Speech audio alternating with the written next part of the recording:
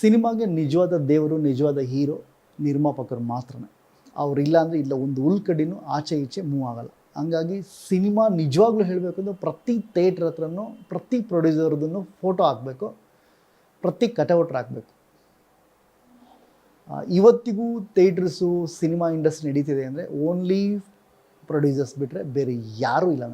ನಾನು actually ಟೈಟ್ಲಲ್ಲೇ ಹಾಕ್ಬಿಟ್ಟಿದ್ದೀನಿ. Actually theatre ಒಳಗಡೆ producer guard ಅಂತ ಹಾಕಿದ್ದೀನಿ ಆ್ಯಕ್ಚುಲಿ. ಆಮೇಲೆ ಇನ್ನೊಂದು ಪುಣ್ಯ ಏನಂದರೆ ನಾನು ಯಾವ ದೇವಸ್ಥಾನಕ್ಕೆ ಹೋಗಂಗಿಲ್ಲ. ಏನಕ್ಕೆ ಅಂದರೆ ಸುಬ್ರಹ್ಮಣ್ಯ ಕುಕ್ಕೆ ಅವರೇ ಇಲ್ಲಿ, ಶಿವಲಿಂಗೇಗೌಡರು ಇಬ್ಬರು ದೇವರು ನನ್ನ ಪಕ್ಕನೇ ಇದ್ದಾರೆ. ಹಂಗಾಗಿ ಇಬ್ಬರು ದೇವರು, ಆ ದೇವ್ರ ಹತ್ರ ನಾನು ಡೈಲಿ ಕೆಲಸ ಮಾಡ್ತೀನಿ. ಹಂಗಾಗಿ ಇದುವರೆಗೂ ನೀವು ನಂಬಲ್ಲ, ನಾನು ದೇವಸ್ಥಾನಕ್ಕೆ ಹೋಗಿಲ್ಲ. ನನಗಂದ್ರೆ ಸಿನಿಮಾ ಇನ್ಸ್ಪೈರ್ ಆಗುತ್ತೆ. ನಾನು ಬ್ಯೂಟಿಫುಲ್ ಆಡಿಯನ್ಸ್. ನಾನು ಆ್ಯಕ್ಚುಲಿ ನನಗೇನು ಅಂದರೆ ಎನಿ ಲ್ಯಾಂಗ್ವೇಜ್, ಎನಿ ಹೀರೋ, ನನಗೆ ಸಿನಿಮಾ ನಾನು $100 ಕೊಡ್ತು ಸಿನಿಮಾ. ನಾನು ಫಸ್ಟ್ ಡೇ ಆಡಿಯನ್ಸ್. ನಾನು ಹೆಂಗೆ ಅಂದರೆ ಫಸ್ಟ್ ಡೇ ನೋಡ್ಬಿಡ್ಬೇಕು. ನಾನು ಫಸ್ಟ್ ಡೇ ನೋಡ್ಬಿಟ್ಟು ನನಗೆ ಖುಷಿಯಾಗಿ ಎಂಜಾಯ್, ನಾನು ಕೇಕೆ ಹೊಡಿತೀನಿ, ಅಳ್ತೀನಿ, ನಗ್ತೀನಿ, ಕೂಗಾಡ್ತೀನಿ. ಆಮೇಲೆ ನನಗೆ ಹೆಂಗೆ ಗೊತ್ತಾ, ಇದು ಒಳ್ಳೆ ಥಿಯೇಟ್ರು ಕೆಟ್ಟ ಥಿಯೇಟ್ರು ಅನ್ನೋದು ಇಲ್ಲವೇ ಇಲ್ಲ ನನ್ನ ಮನೇಲಿ. ನನಗೆಲ್ಲ ಅವೈಲೇಬಲ್ ಇರುತ್ತೆ. ಅದು ತುಂಬ ಡುಬಾಕೋರ್ ಥಿಯೇಟ್ರಲ್ಲಿ ಹೋಗ್ಬೇಡ ಅಂದ್ರೆ ಅಲ್ಲೇ ಹೋಗ್ತೀನಿ ನಾನು. ಇದು ಯಾವುದೋ ರಿಚ್ ಥಿಯೇಟ್ರ್ ಬ್ಯಾಂಗ್ಳೂರಲ್ಲಿ ಬಂದಿದೆ, ಟಾಪ್ ಥಿಯೇಟ್ರು, ಅಲ್ಲೇ ಹೋಗ್ತೀನಿ. ಹಂಗೆ ಮೈಂಡ್ಸೆಟ್ ಅವತ್ತು ಹೆಂಗಿರುತ್ತೆ ಹಂಗಂಗೆ ಹೋಗ್ತೀನಿ. ಯಾವ ಹೀರೋ, ಯಾವ ರೈಟರ್ಸ್, ಯಾವ ಡೈರೆಕ್ಟರ್ಸ್ ನನ್ನನ್ನು ಇನ್ಸ್ಪೈರ್ ಮಾಡಿಲ್ಲ. ಅದೆಲ್ಲದಕ್ಕೂ ಮೀರಿ ನನ್ನ ಇನ್ಸ್ಪೈರ್ ಮಾಡಿರೋದು ನನ್ನ ಹಸಿವು ಬಿಟ್ಟರೆ ಬೇರೆ ಏನಿಲ್ಲ. ನಾನು ಆ್ಯಕ್ಚುಲಿ ನನ್ನ 10 ಇಯರ್ಸ್ ಗ್ಯಾಪ್ 10 ಇಯರ್ಸಲ್ಲೂ ನಾನು ಟ್ರೈ ಮಾಡಿದ್ದೀನಿ. 10 ವರ್ಷ ಆದಮೇಲೂ ಸಿನಿಮಾ ಮಾಡಿದ್ದೀನಿ ಅಂದರೆ ಅದು ಮೋಸ್ಟ್ಲಿ ಬೆರಳೆಣಿಕೆಗಳಲ್ಲಿ ನಾನೇ ಅನ್ಕೊತೀನಿ. ಆ್ಯಕ್ಚುಲಿ ಅದು ಮೋಸ್ಟ್ ಸ್ಟ್ರಗ್ಲಿಂಗ್ ಡೇಸ್. ನನಗೂ ವಯಸ್ಸಾಯ್ತಲ್ಲ, ಮತ್ತೆ ಸ್ಟ್ರಗ್ಲಿಂಗ್ ಮಾಡೋಕ್ಕಾಗಲ್ಲ.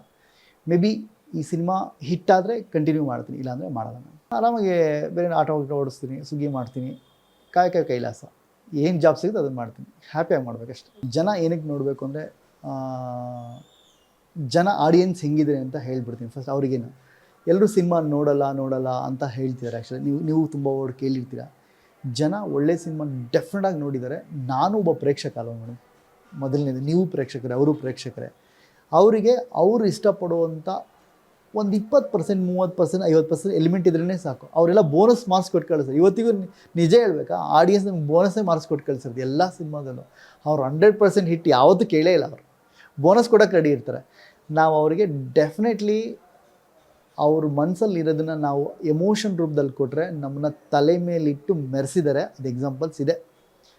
ಈ ಸಿನಿಮಾ ವಿದ್ಯಾರ್ಥಿ ಏನಕ್ಕೆ ನೋಡಬೇಕು ಅಂತ ಹೇಳಿದ್ರೆ, ಬ್ಯೂಟಿಫುಲ್ ಮ್ಯೂಸಿಕ್, ಬ್ಯೂಟಿಫುಲ್ ಆ್ಯಕ್ಟರ್ಸ್.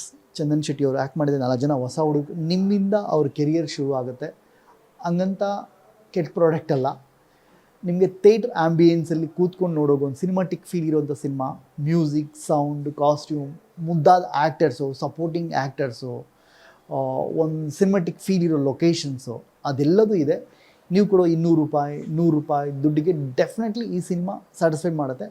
ನಿಮಗೆ ಎಮೋಷನ್ಸ್ನ ಕೊಟ್ಟು ಕಳಿಸ್ತೀನಿ. ಮನೆಗೆ ಹೋಗಬೇಕಾದ್ರೆ ಒಂದು ಎಮೋಷನ್ ಜೊತೆ ಹೋಗ್ತೀರಾ. ಆಮೇಲೆ ಸೋ ಮೆನಿ ಆ್ಯಕ್ಟ್ರಸ್ನ ನೋಡ್ತೀರಾ. ಅದೆಲ್ಲದಕ್ಕೂ ಮೀರಿ ನಿಮ್ಮಿಂದ ಇಷ್ಟು ಜನದ ಕೆರಿಯರ್, ಒಂದು ಪ್ರೊಡಕ್ಷನ್ ಹೌಸ್ ಹೊರಗೆ ಬರುತ್ತೆ, ಆ್ಯಕ್ಟ್ರಸ್ ಹೊರಗೆ ಬರ್ತಾರೆ. ನಿಮ್ಮನ್ನು ನಂಬಿಕೊಂಡು ಈ ಸಿನಿಮಾದಲ್ಲಿ ಒಂದು 1000 ಜನ ಕೆಲಸ ಮಾಡಿದ್ವಿ. 1000 ಜನ ಕುಟುಂಬಗಳು ಪ್ರತಿ ಸಿನಿಮಾ ಮೇಲೂ ಡಿಪೆಂಡ್ ಆಗಿರುತ್ತೆ.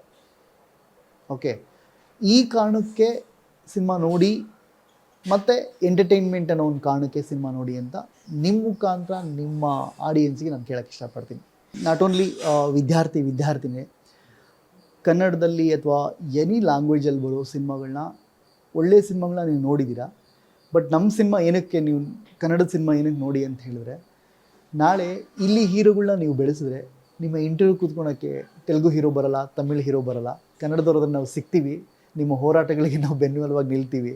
ದಯವಿಟ್ಟು ಕನ್ನಡದ ಹೊಸ ಆ್ಯಕ್ಟ್ರುಗಳ್ದು ರೀಲ್ಸ್ ಮಾಡಿ, ಹೊಸ ಆ್ಯಕ್ಟ್ರುಗಳ್ದು ಸಿನಿಮಾ ಇಷ್ಟ ಆದರೆ ಪೋಸ್ಟ್ ಮಾಡಿ, ಸೋಷಿಯಲ್ ಮೀಡ್ಯಾದಲ್ಲಿ ಬರ್ಕೊಳ್ಳಿ. ನಿಮಗೆ Telugu hero, Tamil hero, Hindi hero ನಿಮಗೆ ಬರಲ್ಲ, ನಿಮ್ಮನ್ನು ಮಾತಾಡ್ಸಲ್ಲ. ಪ್ಲೀಸ್ ಪ್ರಮೋಟ್ ಕನ್ನಡ ಆಡಿಯನ್ಸ್ಗೆ ಬೇಕಾದಂಗೆ. ನೀವು ಎಸ್ಪೆಷಲಿ ಸೆಲೆಬ್ರಿಟಿಗಳಂತ ಯಾರ್ಯಾರು ಇದ್ದೀರಾ, ಯೂಟ್ಯೂಬ್ ಸ್ಟಾರ್ಸ್ ಅಥವಾ ಇನ್ಸ್ಟಾ ಸ್ಟಾರ್ಸ್ ಇದ್ದೀರಾ, ಪ್ಲೀಸ್ ಪ್ರಮೋಟ್ ಕನ್ನಡ ಸಿನಿಮಾಸ್. ಯಾಕೆಂದರೆ ಅವರು ನಿಮ್ಮ ನೆಲ ಭಾಷೆಗೆ ಯಾವತ್ತಾದರೂ ಒಂದಿನ ಹೋರಾಡೋಕ್ಕೆ ಬಂದೇ ಬರ್ತಾರೆ ನಿಮ್ಮ ಪರವಾಗಿ. ಹಾಗಾಗಿ ಕನ್ನಡ ಸಿನಿಮಾ ಬೆಳೆಸಿ. ಇದು ನಂಬಿಕೊಂಡು ಸಾವಿರಾರು ಕುಟುಂಬಗಳು, ಲಕ್ಷಾಂತರ ಕುಟುಂಬಗಳು ಕನೆಕ್ಟ್ ಆಗಿದೆ. ಒಳ್ಳೆ ಸಾಂಗ್ ಮಾಡಿದ್ರೇ ನೀವು ರೀಲ್ಸ್ ಮಾಡೋಕ್ಕೆ ಸಾಧ್ಯ. ಓಕೆ, ನೀವು ಸಿನಿಮಾ ನೋಡಿ ನೀವು ಸಪೋರ್ಟ್ ಮಾಡಿಲ್ಲ ಅಂದರೆ ಸಿನಿಮಾ ಸಾಂಗ್ಸ್ಗಳ ಸಂಖ್ಯೆ ಕಮ್ಮಿ ಆಗ್ತಾ ಹೋಗುತ್ತೆ, ಸಿನಿಮಾಗಳ ಸಂಖ್ಯೆ ಕಮ್ಮಿ ಆಗ್ತಾ ಹೋಗುತ್ತೆ. ಆ ಕುಟುಂಬಗಳು ಬೇರೆ ಕಡೆ ಶಿಫ್ಟ್ ಆಗ್ತಾ ಹೋಗ್ತವೆ. ಕೊನೆಗೆ ಇಂಡಸ್ಟ್ರಿ ಕಿಲ್ ಆಗುತ್ತೆ. ನೀವು ಹೆಂಗಿದ್ರೂ ಮಾಡ್ತಿದ್ದೀರಾ, ಕನ್ನಡದಕ್ಕೆ ಮೊದಲನೇ ಆದ್ಯತೆ ಇರಲಿ ಅಂತ ನಾನು ಕೇಳ್ಕೊತೀನಿ. ಮಿಕ್ಕಿದ್ದು ನೀವು ಮಾಡಿ, ಅದ್ರ ಬಗ್ಗೆ ನನಗೆ ರಿಗ್ರೆಟ್ಸ್. ಫಸ್ಟ್ ಕನ್ನಡಕ್ಕೆ ಆದ್ಯತೆ ಅಂತಿರಲಿ. ಎಸ್ಪೆಷಲಿ ಏನಂದರೆ ನೇಚರಲ್ಲಿ ಒಂದು ಸಣ್ಣ ರೂಲ್ ಇದೆ. ದೊಡ್ಡ ಗಿಡಗಳ ಮಧ್ಯೆ ಚಿಕ್ಕ ಚಿಕ್ಕ ಗಿಡಗಳನ್ನ ಬೆಳೆಸ್ಕೊಂಡಿರುತ್ತೆ. ಏನಕ್ಕೆ ಅಂದರೆ ದೊಡ್ಡ ಗಿಡ ತುಂಬ ಗಾಳಿ ಬೆಳಕು ಮಳೆಗೆ ಉಳ್ಕೋಬೇಕು ಅಂದರೆ ಚಿಕ್ಕ ಗಿಡಗಳು ಅದರ ಬೇರನ್ನ ಗಟ್ಟಿಯಾಗಿ ಹಿಡ್ಕೊಂಡಿರುತ್ತೆ. ಹಾಗಾಗಿ ಚಿಕ್ಕ ಚಿಕ್ಕ ಗಿಡಗಳು ಬೆಳೆಸ್ಕೊಂಡ್ರೆ ಮಾತ್ರ ದೊಡ್ಡ ಗಿಡ ಸ್ಟ್ರಾಂಗಾಗಿ ನಿಲ್ಲಕ್ಕಾಗುತ್ತೆ ಅನ್ನೋದು ಈ ಮುಖಾಂತರ ಸಿಂಬಲಿಕ್ಕಾಗಿ ಹೇಳಿದ್ದೀನಿ. ಖುಷಿಯಾದರೂ ಥಿಯೇಟ್ರ್ ಮುಂದೆ ಡ್ಯಾನ್ಸ್ ಮಾಡ್ತೀನಿ, ಡಿಪ್ರೆಸ್ ಆದರೂ ಥಿಯೇಟ್ರ್ ಮುಂದೆ ಅಳಕ್ಕೂ ರೆಡಿ ಇದ್ದೀನಿ. ನಿಮ್ಮ ಆಡಿಯನ್ಸಿಗೆ ನಾನು ಕೇಳ್ಕೊಳೋದಿಷ್ಟೇ, ದಯವಿಟ್ಟು ವಿದ್ಯಾರ್ಥಿನ ಶೇರ್ ಮಾಡಿ, ಲೈಕ್ ಮಾಡಿ, ಕಮೆಂಟ್ ಮಾಡಿ, ಬೆಲ್ ಐಕಾನ್ ಇವ್ರದ್ದು ಒತ್ತಿ, ಮತ್ತೆ ನಮ್ಮ ಸಿನಿಮಾ ನೋಡಿ ಬಂದು ಕಾಲಿಂಗ್ ಬೆಲ್ ಒತ್ತಿ ಮನೆಯವ್ರಿಗೆಲ್ಲ ಹೇಳಿ ವಿದ್ಯಾರ್ಥಿ ಪಿಕ್ಚರ್ಗೆ ಹೋಗಿ ಅಂತ.